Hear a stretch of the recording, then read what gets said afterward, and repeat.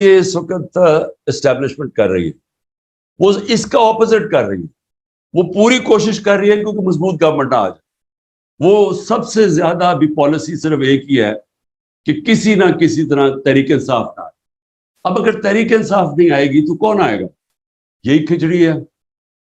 یہ شوکت ترین کا کزن وہ ایک تیار ہو رہا ہے, ایک اور کھچڑی پک رہی ہے وہاں. تو یہ جب سارے مل کے آ جائیں گے تو مجھے بتاؤ انہوں نے گورننس کیا دینی ہے؟ یعنی وہ بالکل ہی اپوزٹ ہے جو ملک کی ضرورت ہے. ملک کی ضرورت ہے اسٹرانگ گورنمنٹ. یہ جو لے کے آ رہے ہیں وہ مور آف دا سیم. یہی لوگ ہیں نا, ان میں ایک دو اور ریلو کٹے ایڈ ہو جائیں گے, لیکن وہ گورننس کیسے پرووائڈ کریں گے؟ کیونکہ انہوں نے ابھی تک ایک تو ریفارم کی نہیں ہے, نہ ہی یہ کر سکتے ہیں. سو اس لیے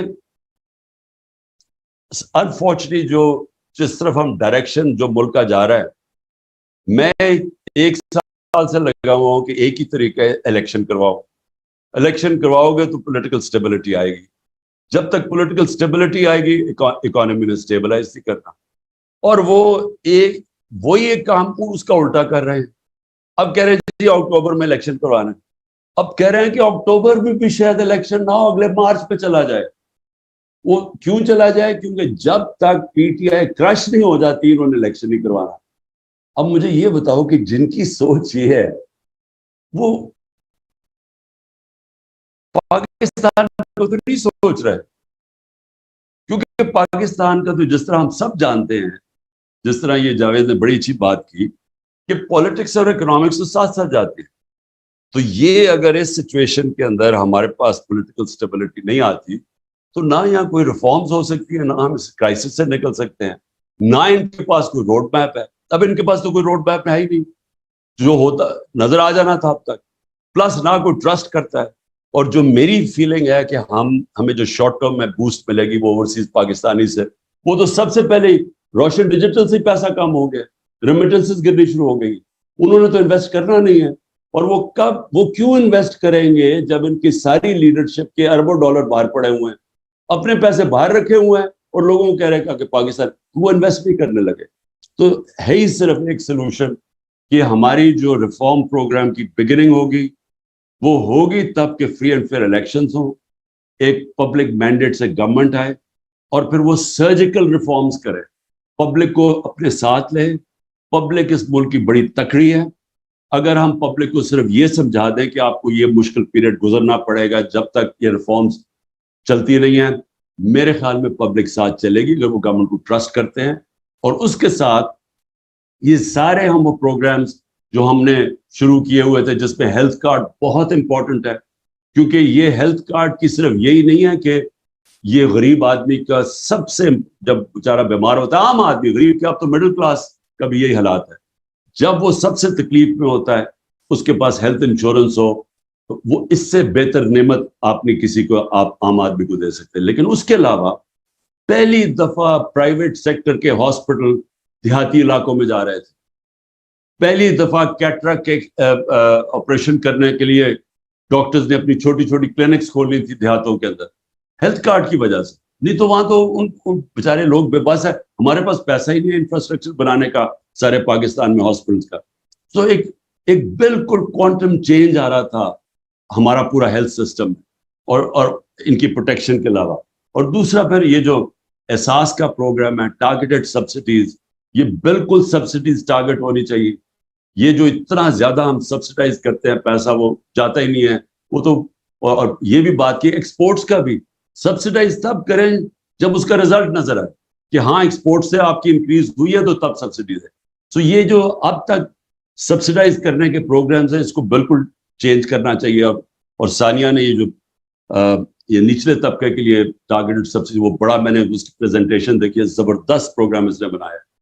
اور اس کے علاوہ یہ جو ہم نچلے طبقے کو اگر دھیان کر لینا, کیونکہ یہ مشکل وقت میں ان کے اوپر پریشر نہ پڑے, تو اس کے بعد میرے خیال میں یہ قوم تیار ہو جائے گی یہ ریفارم پروگرامز کے لیے. ارننگز یا ڈالر انکم, تو میں یہ سوچ رہا تھا کہ ایک اگر منسٹری کا صرف یہ کام ہو کہ کون سی چیزیں ڈالرز لے کے آتی ہے, اور وہ ان کی سارا وقت پلاننگ ہو رہی ہو کہ ہم کیسے اس کو ایکسپینڈ کر سکتے ہیں, ہم کدھر کدھر پرابلمز آ رہے ہیں وہ دور کریں. تو اور پھر ایگریکلچر ہے, اور ٹورزم, टूरिज्म की कभी भी नहीं होनी चाहिए कि इसको ये प्रोविंसेस के अंदर चले गए टूरिज्म, उसके उनके पास कैपेसिटी नहीं है टूरिज्म डेवलप करने। टूरिज्म फेडरल सब्जेक्ट होना चाहिए ओवरऑल आप, क्योंकि इसमें इतना ज्यादा पैसा आ सकता है।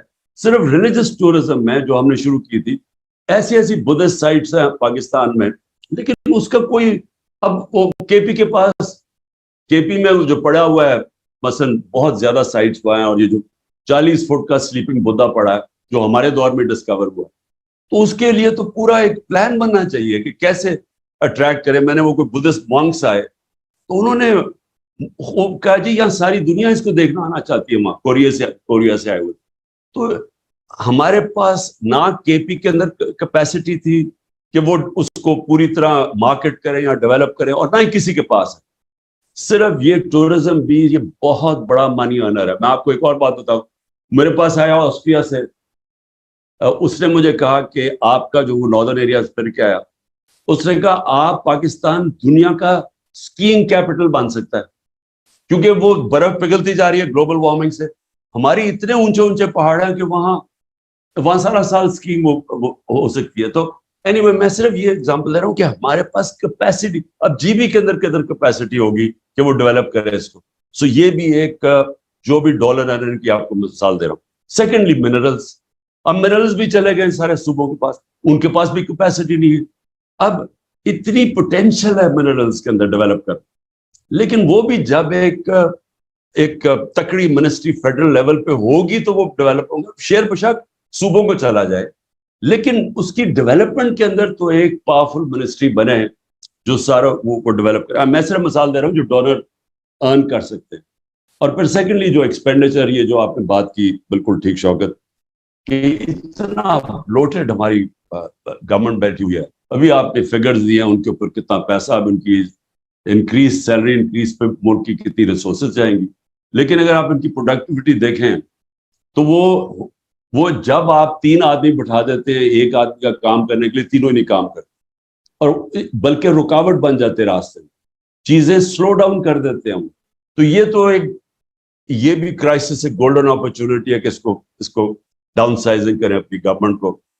और उसके अलावा भी हमारे पास कैपेसिटी भी नहीं है। जो मॉडर्न रिक्वायरमेंट्स हैं आप ब्यूरोक्रेसी की या मिनिस्ट्रीज की, वो है ही नहीं।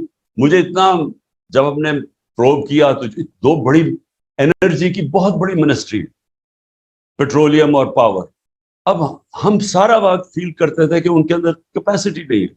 इतना पैसा है उसके अंदर, इतनी लॉसेस हैं, लेकिन इसके लिए तो हमने वैसे ये बड़ा डिस्कस किया हुआ शौकत है, मैंने भी, ये हमाद से भी, कि हमें बड़े इसके लिए क्वालिटी के, जितना मर्जी उनको पैसा दो, क्वालिटी के स्पेशलिस्ट आने चाहिए, प्रोफेशनल्स को चलाना चाहिए, क्योंकि एक फैसले में अरबों रुपया इधर उधर चला जाता है। और उनके अंदर लोग बैठे हुए हैं, पता नहीं कितने कितने साल के माफियाज। वो शिप नहीं लग रही, शिप को बाहर खड़ा करा, वो आया, हर चीज में पैसा बन रहा है। सो एनीवे, ये इसके जब तक आउटसाइड प्रोफेशनल्स, इस तरह के मिनिस्टर्स नहीं आते, हम इनको सही माने में नहीं चला सकते। और मैंने जो आखिर में 2-3 पॉइंट्स थे मेरे, हाँ, लॉन्ग टर्म प्लानिंग। देखें, मैंने एक और भी देखा कि हम जो आज हमारे हालात हैं वो सारे ये शॉर्ट टर्मिज्म के लिए, हम इलेक्शंस के लिए देखते हैं, इसलिए कभी किसी ने एनवायरनमेंट का ही नहीं सोचा। हमने पहली दफा ये जो हमारी और दुनिया में भी एक्नॉलेजमेंट हुई, वो तो केपी से हमने शुरू किया, ये जो बिलियन सुनामी का आइडिया किया, और उसके बाद एनवायरमेंटल पहली दफा प्रोग्राम्स बनाए। तो ये तो किसी के रेडार पे भी नहीं है, ये तो कोई सोचता ही नहीं है इस चीज के ऊपर, क्योंकि पाकिस्तान की जो वनरेबिलिटी आगे वो बढ़ती जाएगी।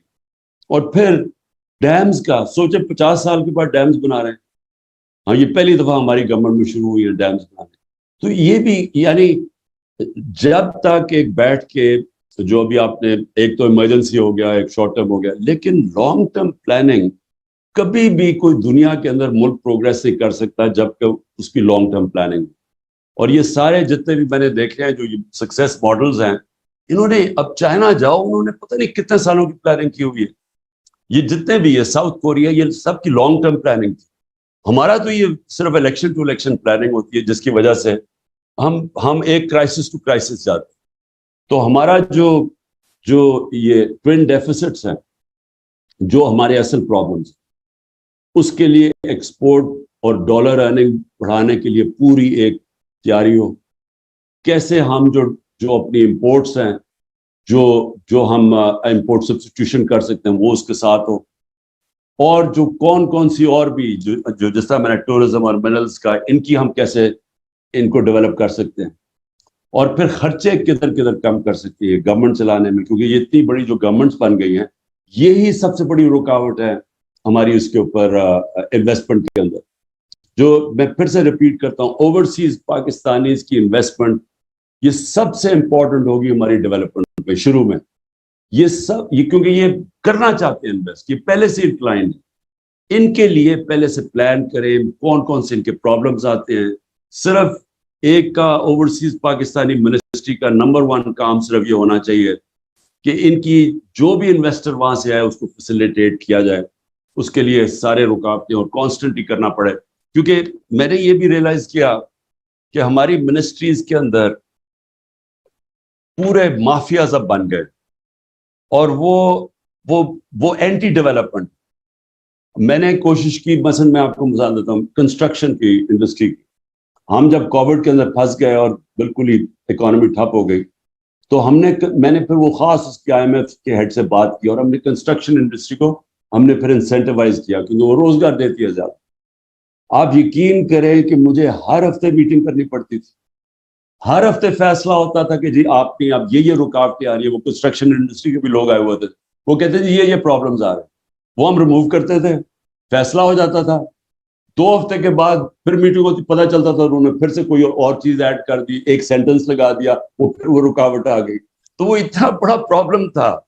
تو مجھے 6 مہینے لگے ہر ہفتے میٹنگ کرتے کرتے. ایونچولی وہ کنسٹرکشن کو سیکٹر